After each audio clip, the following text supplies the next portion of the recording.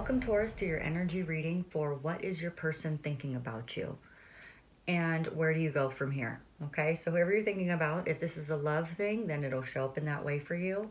If it is not about love and it's just a career or relationship thing, or you're just struggling with someone, because we all have different relationships, then it will show up for you in that way. But you need to read it in the way that you are. I'm going to pull the energy for the collective, and your specific experience can be either reversed.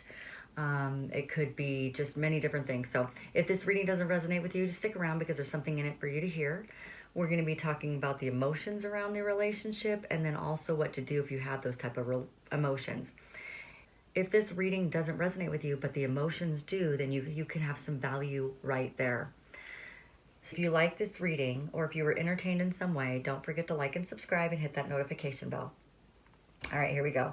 So the first cards that I'm going to do for you is what the person thinks about you. How are they thinking about you right now? And I'm going to clarify those cards. So I'm going to do a total of 3 cards. And then I'm going to clarify. And then we're going to ask, well, what do you do about it, right? That's the next thing we're going to do. Okay, last shuffle.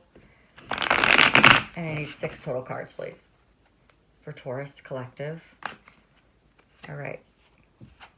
So we have the 9 of Swords, the Wheel of Fortune, and the 4 of Pentacles.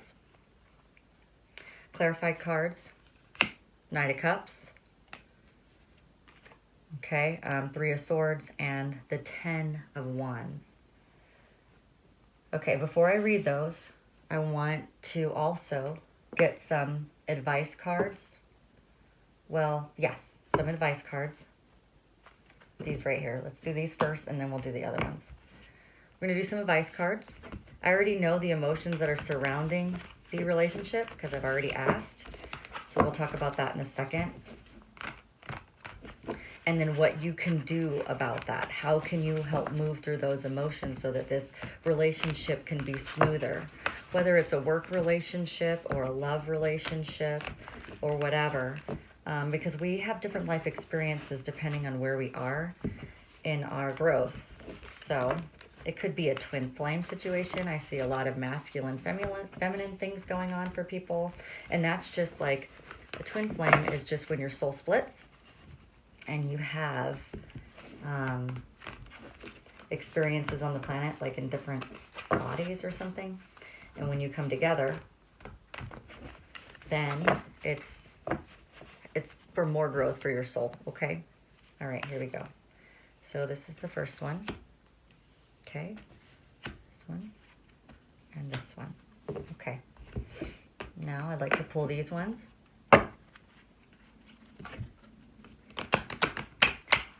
And then we'll get into the actual reading.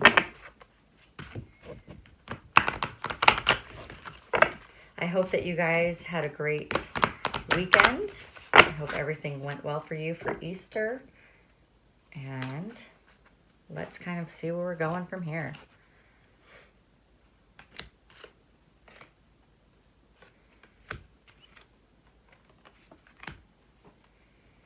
Okay. All right, so there's that. Now let's go ahead and I bought this thing. It's pretty neat. So you can see the cards better so they're not shaking and stuff. Let me see how I can get you to see that best. Okay. So your person is thinking about you. They're in a little bit of anxiety. But what do they have anxiety about is their love for you, about you. Whenever they think about you, they feel anxious. They're not sure how to bring their cup of love to you.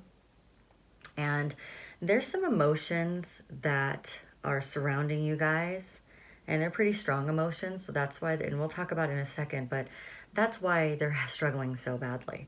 Like, they want to bring you this love, and they want to bring it to you in the way that you deserve, but they're stuck in anxiety right now. And my job is to help you understand how can we attract this in the best way possible for you, because we don't want to attract it right now when it's not ready, because then it can turn into a toxic relationship. We're not looking for that, right? So we want to attract it in the best way possible. And I'm feeling like in order to get the world in this relationship, we have to look at the things that hurt our heart. There's some things in this relationship that um, we kind of just wish didn't happen, but it did, right? And we don't like that things that hurt us happened, but it's how we grow, and it's how we learn, and it's how we grow closer together. Depending on how we get through this, through this, this, there we go. They're telling me to point here. Determining how we get through this will either make the relationship stronger or the relationship falls apart. I don't feel like this relationship is going to fall apart. I really feel like this relationship's going to get stronger. And I always read this card in that way. Some people read it as the miser. It depends on where it is. But this to me says that you have everything that you need. Everything to keep you supported on your feet, everything in your heart, and everything in your mind. Or you can even think mind, body, and soul, right? Everything that you need, this relationship is building that. See, we come to Earth to learn about love. That's why we come here. And this relationship provided that opportunity for you. And we need to help this person. And cross watchers, we're going to talk about this as well. There's some anxiety on bringing that cup of love. And the roles can be reversed. So it really depends. You need to read it on your own situation. Someone is feeling very anxious about this cup of love. It could be both of you. But you can get this. We just have to move past the pain, which we can do. And we're going to talk about how to do that. Because in the end, you're going to lay your swords down. And you guys are going to get past this. You're going to move through it. Now let's talk about a couple of things. That's what your person is thinking about you. Now what we're going to do is talk about, we need patience. Because only time will tell. Only time is going to tell on what's going to happen with this relationship. You can't control this, okay?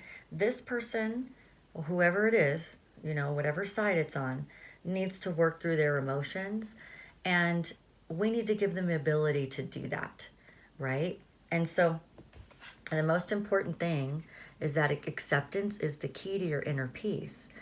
Accepting that we can't control this. Accepting that they have to do their own work for their own soul's growth. See, if we do everything for everyone, then we cripple them in their own learning, in their own growth. We don't want to do that. But it's like we want what we want when we want it. And I get it. But we need to make sure that we accept things as they are. And that's okay, as they are right now, and love that for what it is. We're not accepting the way they once were and the way they hurt us, and vice versa. But there's a point that trying to change that which is beyond our control becomes very frustrating for us. And we can lose ourselves in our thoughts and our minds because we just want something so badly. But what they're saying is that in the end, when we pass, we take nothing from this world but your soul and the memories that you have shared together with this loved one, okay? So I pray that this loved one will do the work that they need to do in order for you to come to you. The most important thing is for you to focus on yourself, and you can change the energy within yourself. And the more forgiving you become, the more the more non-judgmental you are, the more this person will start to have courage to come to you. I mean, they see you as like everything that they want. And it's scary sometimes for someone to feel that way about someone else.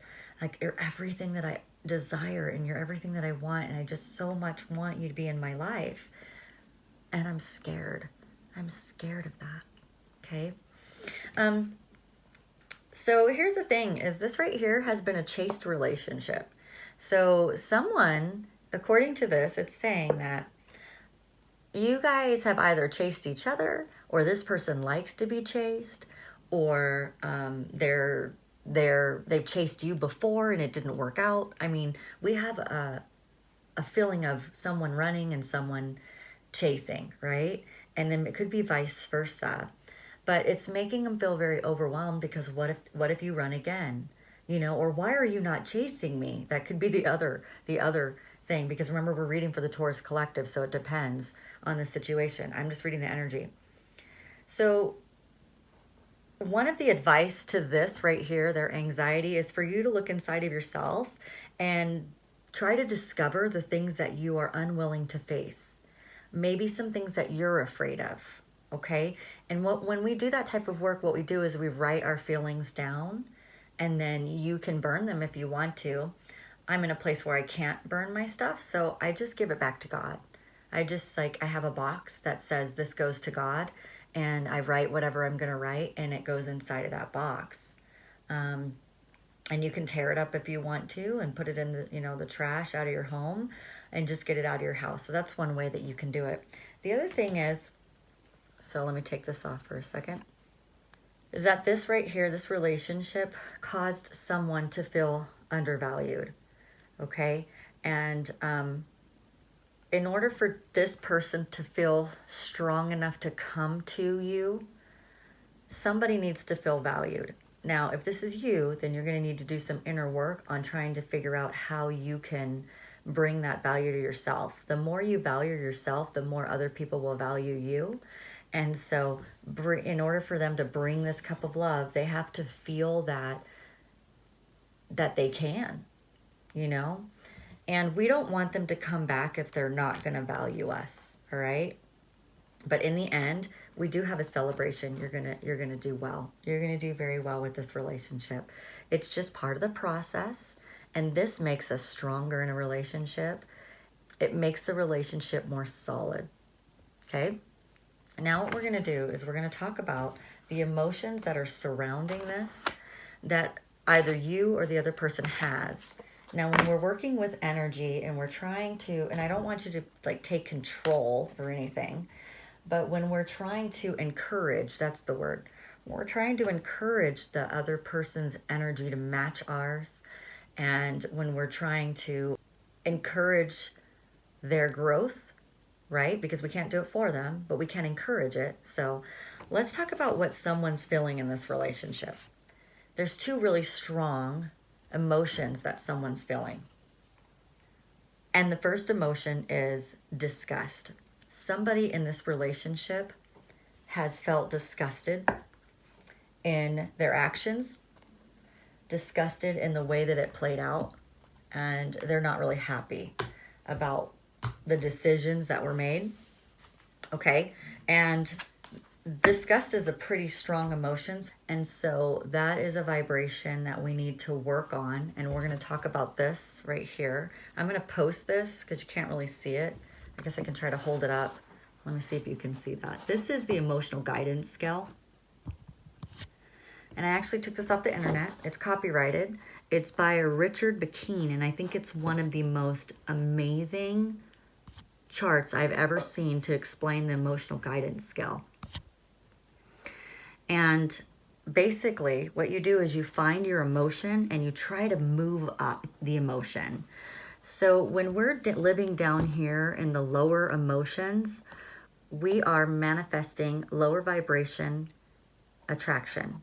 Okay, so we're attracting more lower vibration things. So if you've ever been like in a crappy mood and everything keeps getting worse and worse and worse, and you're like, oh my gosh, can this day get any worse? Yes, it can. All right.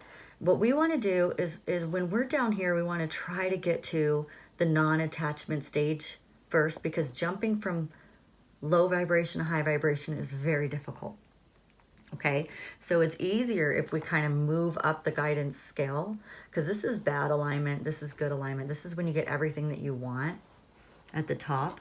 You can't really see it because it's there. I'm trying to help you see it, but the light and everything. So I'll have to post this, but basically we want you to move up the scale. Up here, you couldn't see it, but up there is what we want. Okay, we want the green, we want to get out of the red. So your person or you are living in disgust of the situation. Maybe it's the disgust of an old injury that has nothing even to do with this person, but because the relationship is so intense, it brings up the disgust at times for either you or them. The other thing that's happening is frustration could be on both sides of the both sides. Could be on your side or their side. It could be on both sides. But frustration for sure is reading. So what do? We look for, and not everything is going to be on here, so you're going to have to look for something kind of close to it, because disgust is not actually on here. You can pick something else. It's either fear, grief, depression, insecurity, guilt, unworthiness, jealousy, hatred, rage, anger, discouragement, blame, worry, doubt, disappointment. Okay, so I'm going to say it's kind of somewhere. I mean, disgust, it depends. It could be really low. So let's just pretend like it's in the lower half. And then we need to move up. So what I would do is, the other one is frustration, which is easier right here. So if you can lean more into the feeling of frustration instead of the feeling of disgust, and I'm not saying ignore that feeling, it definitely needs to be explored, but frustration, you're going to try to see if you can get to pessimism.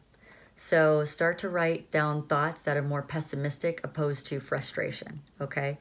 And if we could move up to boredom next. So then you're going to start writing thoughts down that are more pessimistic. Then you're going to write thoughts down that are more non-resistant, like boredom or apathetic or whatever. And once you get here, it's so much easier to get into the higher level of manifestation at that point, and the higher level of a good alignment. So, I mean, because all you have to go from boredom is to contentment. Just finding things that you really feel really good about. So that's working with your energy. What are some oils that you can use?